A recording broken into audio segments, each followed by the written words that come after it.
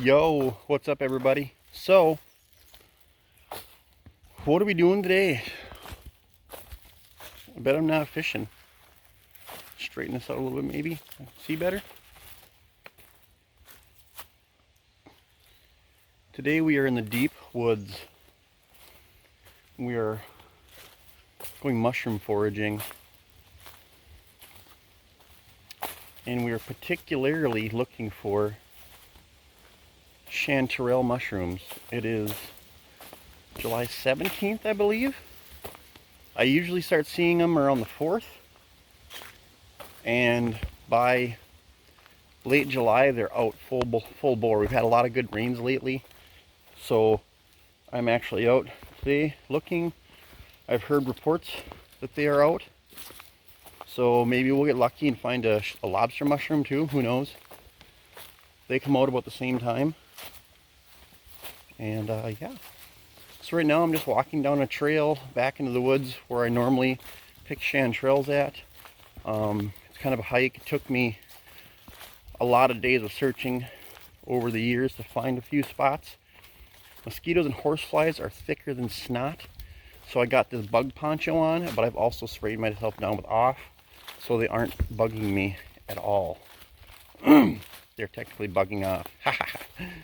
Bad YouTuber jokes. Anyway, yeah, I'm gonna waltz down here and we're gonna try to find some. All right, you guys, so I'm walking down my lonely road here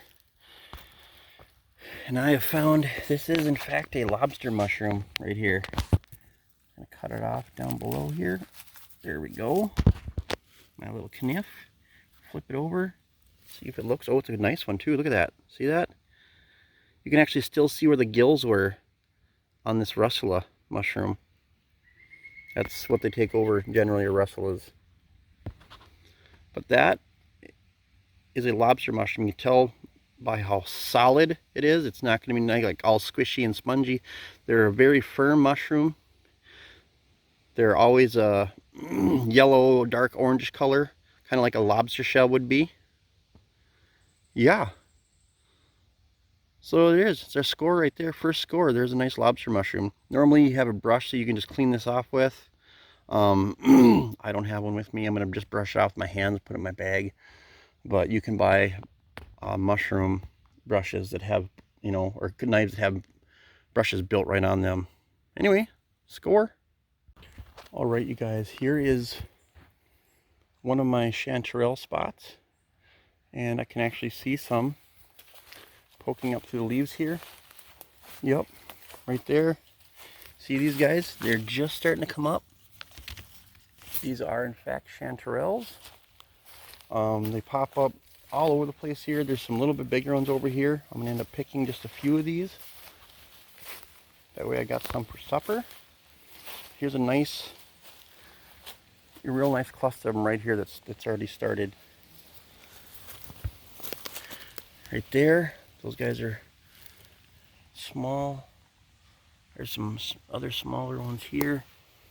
But they're gonna, there's a bunch more right there by the tree. So there are some small ones out here. But in a week and a half, there's gonna be hundreds of them just sticking out of the leaves for you guys. Okay, so I'm just gonna cut off a couple of these smaller ones here.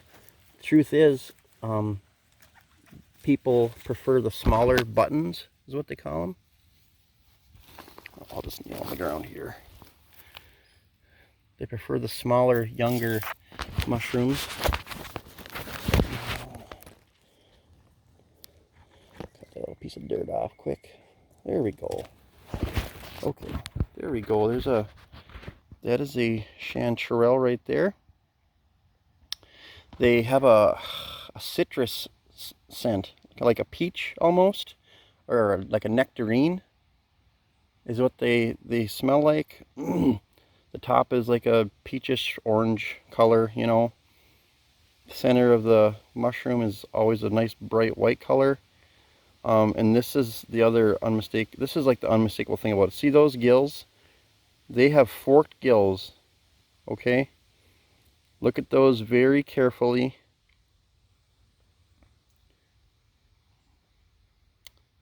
They have forked false gills. Okay, false gills are these very shallow, rounded gills. True gills are deep, straight gills that don't fork like that. See how they're forking all over like little lightning bolts?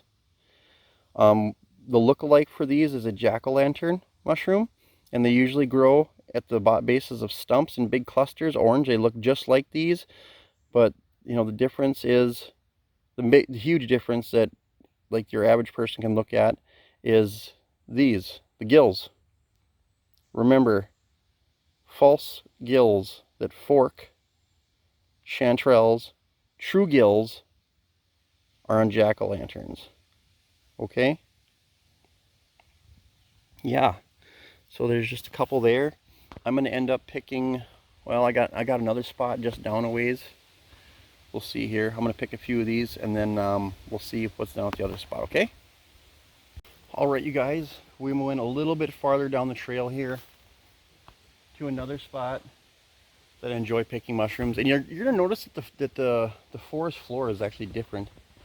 I found that they kind of like, I don't know, here where I'm at, they kind of like a crowded forest floor. I mean, look at this.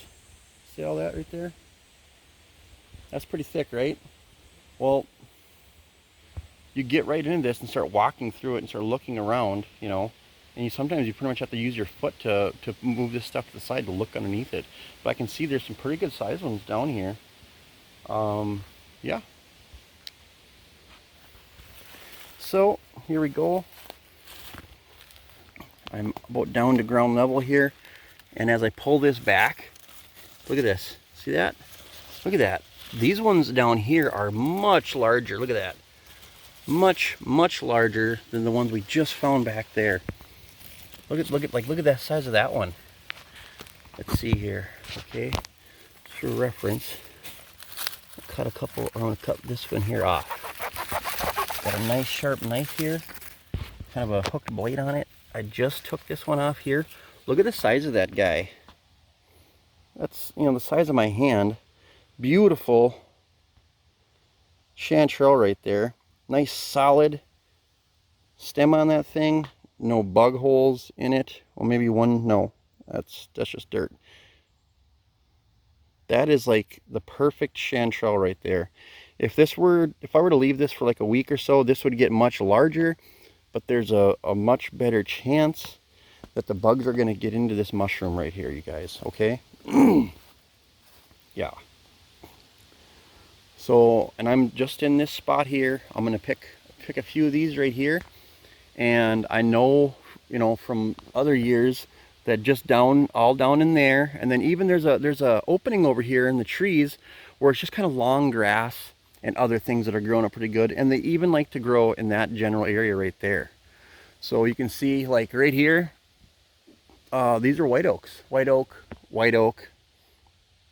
some more white oaks, ash tree.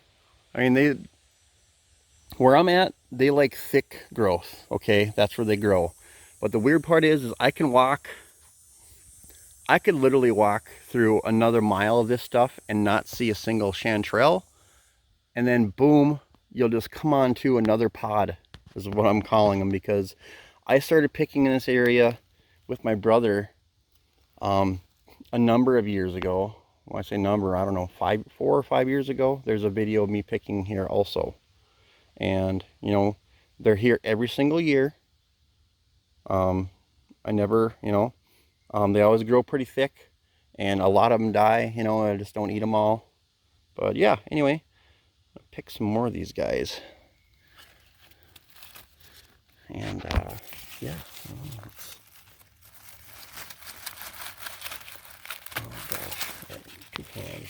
2 hands, right? I don't know. Anyway, well, I'm going to 2 hands and pick a bunch of these and show you a nice pile of them. All right, look at this. Here they are. Here's some more nice clusters here, you guys. Oh, look at them. They're just boom, boom, boom everywhere. They are up here everywhere, you guys. This is awesome. Look at that. Nice big cluster of them right here. Cluster there. Little guys popping up. right there in the sun. There's some real nice ones to pick there. There, and they're just kind of, I mean, they're literally kind of popping up everywhere over here. That. Some more right there. Let's take a short walk down here in this kind of this more open area down here. This is where I find a lot of them too. The tree cover isn't as thick down here, but they're always down here. See? Here we are. Look at this. Just walking down here. There's some nice ones right there. Real nice ones. Yeah, they're just right here. They're just starting to pop up here, you guys. I'll slide down here just a little bit. Right here even. You know, come back here in a week and a half even. And I mean, a guy could harvest, you know, 50, 60, 70 pounds if you really wanted to. You know, there was one year where I harvested quite a bit, and I boiled it all down, and I boiled it all down and I froze it, and I used it all throughout the winter, making all kinds of good stuff. Right there's another one. Yeah, this is good stuff, you guys. Awesome. All right, so here's just a nice pile of them. I've just foraged here in a few minutes. Yeah, I know the smaller button ones taste the best. I've been told. I personally don't know the difference myself, you know, and even the bigger ones, they all taste the same to me. But maybe I'm a mushroom, or not. Maybe I'm not a mushroom snob. Who knows? But yeah. So like I said, I've definitely identified the characteristics of these mushrooms. Solid white stem, you know, with forked false gills. Okay, it's that. I mean, it's that easy, pretty much. Jack-o'-lanterns, true gills. Okay. Yeah. Anyway, like I said, I showed you where I picked them at here. Thick woods, thick undercover. Other spot wasn't as thick, but definitely, you know, wooded areas. You're not just going to find them out in a field somewhere, big, giant, wide open areas. You're going to have some wooded cover, you know. And if you're looking and you can't find some, you know, just keep looking. I mean, it's like an adult Easter egg hunt when you find these mushrooms, you know. Definitely a fun time of year for me. So yeah, hopefully you guys enjoyed this video. I need to get out and do some more mushroom foraging videos like this, because I really enjoy doing it. Just finding time to do it, laziness maybe, I don't know. The summer's hasn't been great for me, you guys. But yeah, anyway, I hope you guys enjoyed this video. Please like, share, subscribe. And yeah, that'd be fantastic. Peace out.